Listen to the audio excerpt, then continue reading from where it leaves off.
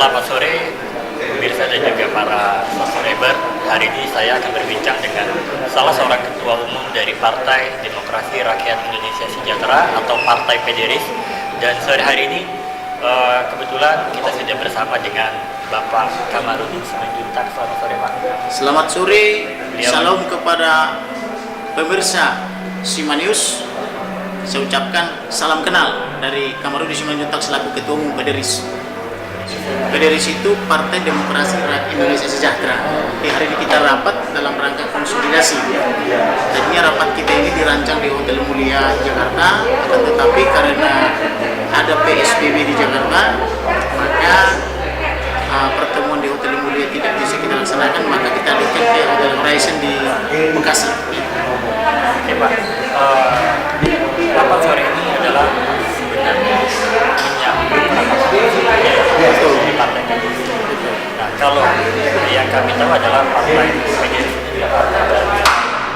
Partai baru berdiri sejak kapan? Jadi Partai PDRIS ini berdiri berdasarkan Akta nomor 3 pada tanggal 7 Juli 2020. Jadi kalau dihitung sampai sekarang kurang lebih 2 bulan lebih. Tapi walaupun baru 2 bulan, Partai PDRIS telah berhasil membentuk Dewan Pengurus Wilayah atau DPW di 22 provinsi dan akan segera terbentuk sampai dengan 34 provinsi dalam waktu 1-2 bulan ke depan. Berarti harapan terbesarnya adalah dari Partai PDRIS ini dalam 2 bulan ke depan DPW. Kalau DPP sudah terbentuk. DPP sudah terbentuk, DPW sudah terbentuk sebagian besar, yaitu 22 provinsi dari 34 provinsi, bahkan di kabupaten kota juga sudah pada terbentuk. Di mana target kita penyelesaiannya adalah tahun tadinya, tapi ternyata lebih cepat daripada target yang kita rencanakan. Berarti ada kemajuan. Ada kemajuan, kemudian berkat doa daripada para pengurus DPP, DPW dan DPC, kemudian dukungan daripada masyarakat, kemudian itu juga karena ada kerinduan untuk membentuk partai yang baru, yaitu partai yang higienis, yang bersih, yang tidak korupsi, yang tidak memungut mahar. Jadi salah satu kelebihan partai kita ini adalah kita merekrut kader-kader yang baik hatinya, pikirannya benar, untuk nanti didudukan di DPRD, DPRD di kabupaten kota, provinsi, termasuk DPR di Senayan. Kemudian juga nanti jadi kepala-kepala daerah dari Sabang sampai Merauke, termasuk nanti di 2009 untuk penentuan presiden. Jadi kita di 2024 kita akan ikut pemilu, tetapi belum untuk presiden, tapi 2019 untuk semuanya. Di 2029 maksudnya, 2029. Jadi salah satu keunggulan partai kita ini adalah ini partai yang nasionalis religius. Jadi sesuai dengan negara kita kan nasionalis religius, di mana sila pertama ketuhanan yang Maha Esa. Partai kita juga berdasarkan ketuhanan Maha Esa. Kemudian ciri utama partai ini, setiap orang dilarang memberi uang untuk bisa jadi anggota dewan maupun kepala daerah. Kemudian dilarang juga memberi uang. Tujuannya adalah kenapa tidak boleh menerima uang dan tidak boleh menerima uang, supaya nanti ketika mereka duduk menjadi katakanlah anggota dewan maupun kepala daerah, mereka menjadi kader-kader yang bersih untuk mengelola negara. Karena target kita adalah memperbaiki dan atau membenahi negara dan pemerintahan yang sekarang itu sudah sangat rusak. Rusaknya itu adalah negaranya sudah sangat intoleran, pemerintahannya sangat korup. Maka satu-satunya cara membenahi negara yang intoleran ini adalah PDRIS, karena PDRIS akan menyadarkan bangsa dan negara ini tentang toleransi. Bahwa itu sudah digagas oleh para pendiri negara ini, di mana 75 tahun yang lalu tokoh-tokoh dari Sabang sampai Merauke berdiskusi dan bersepakat bahwa negara ini dibangun sebagai negara pluralis. Akan tetapi belakangan ini sejak reformasi bergulir, kasus intoleransi semakin marak, penutupan tempat ibadah semakin marak. Nah, ini tidak boleh. PDRIS nanti sudah berkuasa, ini tidak boleh. Setiap orang harus menghormati atau saling menghormati satu dengan lain. Kemudian pemerintah tidak boleh lagi korup, atau pejabat-pejabat pemerintah tidak boleh lagi korup. Jadi kalau PDRIS berkuasa, kita bisa pastikan bahwa zero korupsi. Kenapa zero korupsi? Karena orang mau jadi pejabat tidak dibayar biaya. Ketika dia dapat gaji, bawa 100% kasih ke anak istrinya. Jadi dia fokus kerja secara profesional. Karena dia tidak kita bebani biaya, tidak ada mahar politik, tidak ada biaya politik, maka dia pasti 100% kerja bersih, tidak lagi korupsi kan begitu. Oke, berarti gini Pak, dalam hal ini berarti apakah hal tersebut yang akhirnya membuat seorang Kamarudin Simanjuntak akhirnya berinisiatif untuk membuat suatu partai? Apakah dengan hal seperti tadi itu gagal? Saya ini kan praktisi hukum. Saya sudah berusaha mempertaruhkan nyawa dan jiwa saya untuk memberantas korupsi. Tetapi tidak bisa kalau tidak dilalui dengan partai, karena akar korupsi itu ada di partai. Penyebab korupsi itu partai. Maka saya tidak cukup hanya penegak hukum saja, apalagi sebagai advokat, tapi harus saya membentuk partai yang bersih supaya mengkader orang-orang yang bersih untuk duduk di pemerintahan, yaitu di pemerintahan eksekutif dan legislatif. Kenapa kita harus menguasai eksekutif? Karena dia pelaksana undang-undang. Maka orang-orang yang baik hatinya dan pikirannya, hatinya baik, pikirannya benar, maka dia akan menjadi penguasa daerah yang baik. Kemudian orang-orang yang baik hatinya dan pikirannya benar, ketika duduk di Senayan atau di parlemen atau duduk di dewan-dewan, dia akan membuat undang-undang yang baik dan benar sesuai dengan Pancasila, Undang-Undang 45 dan undang-undang yang sudah baik. Kemudian dia akan menganggarkan anggaran sebagai fungsi anggaran sesuai proporsionalnya dan berimbang, adil. Jadi tidak ada anggaran yang berlebihan, ada yang kekurangan, tapi akan dibuat seadil mungkin. Kemudian orang-orang yang baik, pikirannya benar, ketika dia di DPR, dia akan melakukan fungsi pengawasan, yaitu mengawasi kinerja daripada eksekutif supaya eksekutif bekerja sesuai undang-undang. Jadi di DPR itu kan ada fungsi anggaran, ada fungsi pengawasan, ada fungsi legislasi, ada undang-undang. Jadi hanya orang yang baik hatinya dan pikirannya benar yang bisa membuat hukum dan perundang-undangan yang baik dan benar. Ya, cukup menarik ya apa yang disampaikan Bapak selaku ya, partai dari partai PDIP. Kalau kita saya pribadi melihat bahwa harapan terbesar dari partai PDIP adalah nol korupsi. Iya, Nol korupsi. tidak ada lagi korupsi. Tidak ada lagi korupsi dan juga terciptanya kebebasan umat beragama untuk menjalankan ibadahnya masing-masing. Kebebasan. Jadi ada jaminan kebebasan umat beribadah dan beragama menurut agama dan kepercayaan itu. Dan itu sebenarnya secara konstitusi sudah dijamin menurut pasal 28 dan pasal 29 145. Tetapi pemerintah yang ada sekarang maupun yang sebelumnya tidak melaksanakan konstitusi itu. Tidak membentuk undang-undang tentang jaminan kebebasan umat beribadah dan beragama. Nah, justru yang diatur malah dalam SKB 23 Menteri yang tidak jelas strukturnya itu di dalam tata urutan perundang-undangan. Seolah-olah SKB 23 Menteri atau ada dua orang menteri bersepakat, yaitu Menteri Dalam Negeri maupun Menteri Menteri Agama dan Menteri Dalam Negeri itu, seolah-olah kedua menteri ini bersepakat inilah peraturan yang paling jitu kan itu. Ini kan salah. Seharusnya peraturan atau SKB 23 Menteri tidak boleh bertentangan dengan Pancasila, tidak boleh bertentangan dengan 45, tidak boleh bertentangan dengan undang-undang, terutama undang-undang tentang HAM. Nah, ternyata SKB 23 Menteri itu bertentangan, di mana kalau kita mau beribadah saja harus ada 92 pengguna sesuai pasal 15 peraturan 2 Menteri nomor 89 tahun 2006. Kemudian harus ada izin daripada 60 orang masyarakat sekitar yang berbeda iman dengan kita. Ini kan sudah pelanggaran HAM berat ini, dan tetap dipertahankan oleh negara ini. Nah, ini yang salah. Antara praktek dan Antara undang-undang dan praktek berbeda. Nah, kalau kita yang berkuasa nanti, ini harus dihapus. SKB itu pasti harus kita hapus. Yang ada kita bangun nanti undang-undang jaminan kebebasan umat beribadah, karena itu urusan personal. Jadi urusan personal harus dijamin undang-undang, sehingga mereka bebas memuji Tuhannya, bebas memeluk agamanya, tidak ada paksaan. dengan ketenangan dan kedamaian. Dengan damai dan dijamin oleh konstitusi, dijamin oleh peraturan negara, yaitu polisi dan jaksa akan menindak siapa saja yang melakukan kejahatan terhadap aktivitas keagamaan. Oke.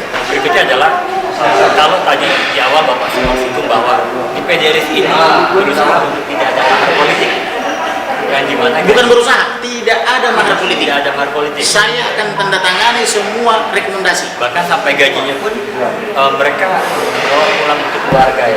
Semua gajinya 100% bawa pulang, kasih ke anak istrinya. Tapi begitu ketahuan dia main uang, misalnya korupsi, langsung tanpa putusan pengadilan kita pecah. Begitu terindikasi dia ada terima uang atau memberi uang, langsung berhentikan karena tidak sesuai dengan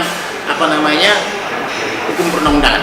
Berarti memang secara ketegasan bahwa PJRI menyatakan mendukung sepenuhnya untuk nol korupsi. Ya. Selama ini kenapa korupsi marak? Karena ketua umum partai adalah mendukung korupsi, yaitu melalui pungutan mahar politik. Dan masyarakat juga mendukung korupsi, yaitu masyarakat menerima pemberian calon anggota dewan maupun calon kepala daerah. Artinya baik tempat peribadatan pun maupun masyarakat semua mendukung korupsi, yaitu dengan menerima uang di depan. Itu salah. Jadi ke depan tidak boleh memberikan uang baik kepada konstituen maupun tidak boleh memberi uang kepada pengurus partai. Jadi biarkanlah setiap orang maju sesuai kompetensinya dan kapabilitasnya. Dia punya kemampuan, dia punya kapabilitas, dia punya masa, dia dipilih, silakan duduk. Dia dapat gaji, bawa pulang ke rumah, kasih anak istri. Jadi Pak, gini Pak, langkah apa yang akan Bapak lakukan sebagai ketua umum partai PJRI untuk berhadapan, pastinya ketika nanti semua sudah terbentuk, PJRI akan berhadapan dengan partai-partai yang sudah lama.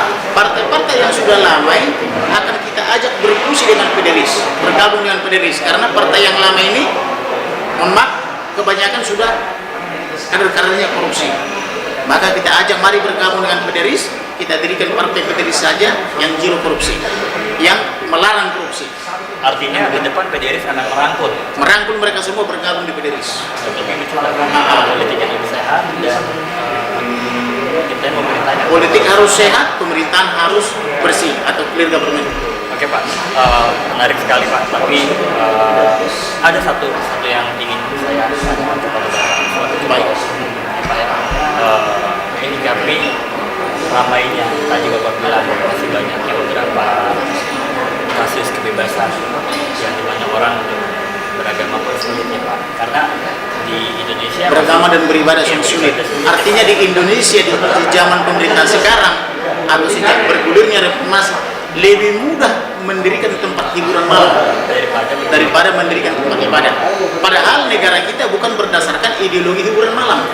Kalau kita mau mendirikan hiburan malam, cukup pergi ke kantor PTSP, sistem administrasi satu atap, lengkapi periziannya, langsung keluar izin apabila uangnya juga cukup kan gitu. Tetapi untuk mendirikan tempat ibadah di mana negara berdasarkan ideologi Pancasila, di mana sila pertama Ketua Yang Maha Esa harus dulu lebih pengguna tempat ibadah itu lebih daripada 90. Artinya misalnya untuk kalangan Kristen misalnya, kalau tidak ada pengguna tempat ibadahnya 90 orang lebih, maka tidak mungkin dapat izin. Yang kedua, harus ada izin masyarakat sekitar 60. Tidak cukup pada 90 tadi, harus ada 60 lagi. Kalau tidak dapat 60 di atas meterai, itu juga tidak akan dapat izin. Kemudian harus ada izin atau rekomendasi daripada FKUB, Forum Komunikasi Beragama, dan mereka juga harus memverifikasi semua data-data yang 90 maupun yang 60 ini. Artinya dibutuhkan 90 meterai dan 60 meterai tertanda tangan. Nah kemudian baru rekomendasi dari FKUB, baru masuk lagi ke. Artinya betapa sulitnya orang beribadah dan beragama di Indonesia, walaupun dijamin oleh sila pertama ketuhanan sila Pancasila Ketua Yang Maha Esa, walaupun dijamin itu sebagai hak yang dilindungi undang-undang pasal 28, walaupun itu sudah dijamin oleh pasal 29, kemudian dijamin oleh undang-undang HAM nomor 39 tahun 1999, pasal 11, kemudian dijamin lagi oleh pasal 175 KUH pidana junto pasal 156 kan gitu ya, di mana tidak boleh menista agama. Tetapi praktiknya agama, apalagi yang minoritas, selalu dinista di negeri ini, dan pemerintah selalu tutup mulut seolah-olah itu tidak terjadi. Kan begitu, karena dipolitisasi. Seharusnya pemerintah yang benar itu harus melarang negara ini berdasarkan Ketuhanan Yang Maha Esa tidak boleh mencederai atau merusak tempat ibadah, karena negara kita adalah nasionalis religius. Tetapi ada pejabat-pejabat negara, yaitu khususnya pejabat politik yang dilahirkan dari partai, sengaja membiarkan, bahkan mempolitisasi. Misalnya di Rakyat Aceh, begitu banyak gereja ditutupi tapi presiden diam saja. gubernurnya diam saja. Di Sumatera Barat bahkan Natalan dilarang, presiden diam saja, gubernurnya diam saja. Minggu yang lalu di Cikarang, orang lagi beribadah, lagi di musim pandemi ini, orang butuh doa yang lebih banyak, tetapi tempat ibadahnya disegel, presidennya diam saja, kepala daerahnya diam saja, sampai ada forum Batak Bersatu. Ini kan kalau semua orang nanti bikin bikin ormas-ormas, yang ada nanti berkelahi, ormas yang satu dengan orang lain, ada negara ini pecah. Nah, supaya negara ini tidak pecah, maka kita dirikan PDRIS, Partai Demokrasi Rakyat Indonesia Sejahtera, untuk mengembalikan negara dan pemerintahan ini sesuai cita-cita daripada para pendiri daripada negara ini dulu tahun 1945. Jadi negara ini harus dikembalikan seperti dulu, sesuai dengan cita-cita daripada the founding fathers of negara Indonesia. Oke. Nah, terakhir nih Pak, Ya. harapan daripada Bapak, tadi Bapak sebutkan belakangan masih marak terjadinya Kasus intoleransi dan korupsi. Intoleransi dan korupsi. Harapannya Pak, Harapan kita, secara sudut pandang pribadi dan harapan kita atau harapan saya sebagai ketua umum Partai Demokrasi Rakyat Indonesia Sejahtera, sekaligus juga ajakan kepada seluruh masyarakat Indonesia, mari dukung Partai PDRIS dan pilih Partai PDRIS pada pemilu yang datang. Karena melalui Partai PDRIS inilah negara dan bangsa ini bisa kita benahi, supaya sesuai dengan cita-cita luhur daripada pendiri negara kita. Tidak ada lagi intoleransi, tidak ada lagi korupsi. Dan kalau ada korupsi, para ketua-ketua umum dan pengurus partai harus mau dihukum juga. Jadi pelaku korupsinya dihukum dengan strict liability, sedangkan ketua umum partai termasuk pengurusnya kalau mendukung harus bisa dihukum dengan vicarious liability. Artinya ada pertanggungjawaban moral kepada para ketua umum partai kalau kader-kadernya korupsi. Jadi tidak cukup hanya pelakunya yang dihukum, tapi pengurus daripada partai itu juga yang menempatkan orang-orang itu mengisi jabatan itu harus juga dihukum, setidaknya secara moral. Kan begitu. baik Bapak. Terima kasih untuk Baik, waktu yang terima kasih. singkatnya. Pada kesimpulannya adalah PDRIS berharap masyarakat tetap Akan menyambut PDRIS dan memilih PDRIS supaya penguasa-penguasa yang kotor, yang korup, yang intoleran kita ganti dengan yang baru, lebih fresh, yang fresh, yang mengurus negara ini secara profesional dan proporsional, yang taat hukum, yang melaksanakan konstitusi, sehingga masyarakat Indonesia bisa menjadi sejahtera sesuai dengan cita-cita daripada mensejahterakan rakyat Indonesia lahir batin. Siap. Terima kasih Pak Kamarudin Simanjuntak untuk waktunya, dan semoga PDRIS jadi partai sesuai dengan harapan daripada Bapak kader. Harapan kita PDRIS menjadi peserta partai politik peserta pemilu dan menjadi partai pemenang pemilu. Terima kasih Bapak atas waktunya. Demikian adalah bincang-bincang kita dengan Bapak Kamarudin Simanjuntak selaku Ketua Umum dari Partai PDRIS. Sampai ketemu di lain waktu dan tetap jaga. Shalom, selamat sore.